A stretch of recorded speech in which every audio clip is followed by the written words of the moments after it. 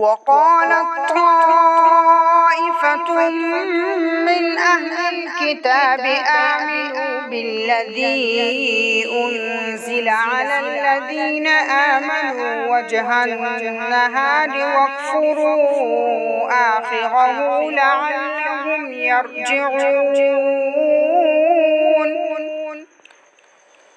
ولا تؤمنوا إلا لمن تبع دينكم قل إن الهدى هدى الله أن يؤتى أحد مثل ما أوتيتم أو يحاجوكم عند ربكم قل إن الفضل بيد الله يؤتيه من يشاء والله واسع عليم يختص برحمته من يشاء والله ذو الفضل العظيم ومن أهل الكتاب من إن تأمنه بقنطار يؤديه إليك ومنهم من إن تأمنه بدينار لا يؤديه إليك إلا ما دمت عليه قائما ذلك بأنهم قالوا ليس علينا في الأميين سبيل ويقولون على الله الكذب وهم يعلمون بلى من أوفى بعهده واتقى فإن الله يحب المتقين إن الذين يشترون بعهد الله وأيمانهم ثمنا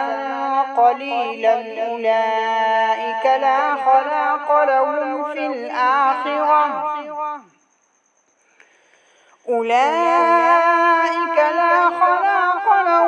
الآخرة ولا يكلمهم الله ولا ينظر إليهم يوم القيامة ولا يزكيهم ولهم عذاب أليم وإن منهم لفريقا يلوون ألسنتهم بالكتاب لتحسبوه من الكتاب وما هو من الكتاب ويقولون هو من عند الله وما هو من عند الله ويقولون على الله الكذب وهم يعلمون ما كان لبشر أن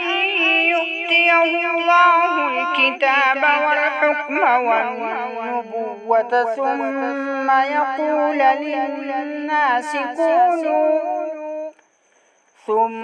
يقول للناس كونوا عبادا لي من دون الله ولكن كونوا ربانيين بما كنتم تعلمون الكتاب وبما كنتم تدرسون ولا يأمركم أن تتخذوا الملائكة والنبيين أربابا أيأمركم بالكفر بعد إذ أنتم مسلمون